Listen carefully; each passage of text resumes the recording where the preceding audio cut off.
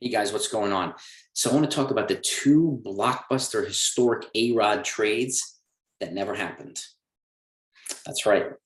One had him not going to Boston and coming to the Yankees, and the other one had him not leaving the Yankees. That not a lot of people know about. So I want to get to that. Before I do that, if it's your first time here, you'd like good baseball content, this is a great place for you. So don't leave without subscribing, hitting the like button, and the bell icon. I don't want you to miss this type of stuff. And if you like recaps and lineups for the Yankees, I put them out every day. So with that, let's get to this. Trade number one, you can remember 2004. And for those that don't know, do you know why A-Rod eventually got to the Yankees? Why there was a third base opening? Because Aaron Boone, who hit that momentous home run to put him in the World Series in 2003, that offseason, he was playing intramural basketball and tore his ACL and was going to miss the entire season. The Yankees needed a third baseman. So I just want to lay that foundation out there, okay? But there was a trade that Boston had set up between Texas and the Red Sox to have him go to have A-Rod be traded to the Boston Red Sox. Remember, he was in the midst of a big 10-year, $252 million deal. And he essentially played 3 seasons with Texas. And then he was essentially moved to Boston. Well, he was supposed to be moved to Boston after three years. But this is what happened, okay?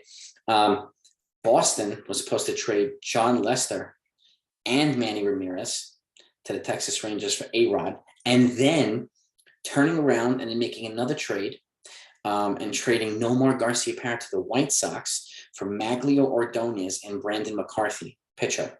Okay, one of the things that Boston said in order for this trade to happen was A-Rod would actually have to forfeit about $28 to $30 million to make the deal work financially for them. He actually was okay with it. He agreed to it. Okay. And the opt-out, and one way they did it was moving the opt-out from the 6th year to the 6th year from the 7th year. So they just moved it up a year. And that's how essentially it was going to make $28 to $30 million less. But the MLB Players Union and MLB Association Commissioner killed the deal. They didn't want any situation where the players were going to lose money. Okay, so they actually killed the deal. So Texas then, once it was nixed, and this is a trade that A-Rod wanted, once that happened, Texas called Brian Cashman, okay, and they moved him to New York for Alfonso Soriano and a player to be named later. Arias, I think it was Arias, if I'm not mistaken. And they also Texas also kicked in $67 million of the rest of the deal to agree to the deal. So essentially, A-Rod was coming to the Yankees for about 7 years, $112 million. Put that in perspective. That is completely insane. 7 years, $16 million per, essentially. Okay, that's complete insanity. And obviously, he had already won 3 MVP. Like, he won multiple MVPs, and then he got more MVPs with the Yankees, and so he was on a Hall of Fame path for a long time. So that's the first trade that did not happen. The one from A-Rod to Boston, and eventually led to his trade to Boston. The second trade was a trade that Brian Cashman had set up. He had the parameters of a trade with the Anaheim Angels. Yes. Okay. A-Rod was going to be opting out of the final 3 seasons. So that after that 6th year to the 7th year thing, he was going to be opting out of the final 3 seasons of his contract during Game 4 of the 2007 World Series when Boston was playing the Rockies. And I remember this because Scott Boras went on TV and they announced this opt-out. Okay. That was going to happen. Now, keep in mind, there was a framework of a trade already that Cashman had.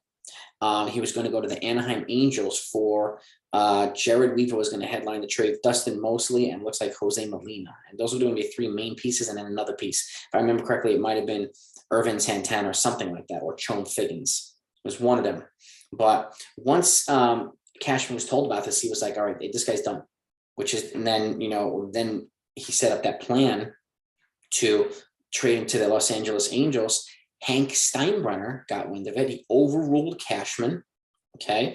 And then he signed A-Rod to a 10-year, $275 million deal. Remember that one?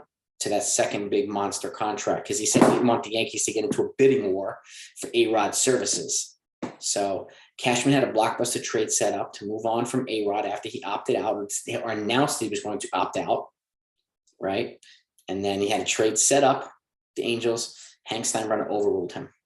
So, and it's as simple as that. Those are the 2 historic A-Rod trades that could have been franchise altering in a lot of different ways that did not happen. One, he did not go to Boston Okay. And he came to the Yankees. And second, he did not go to the Angel and he stayed with the Yankees. So think about that.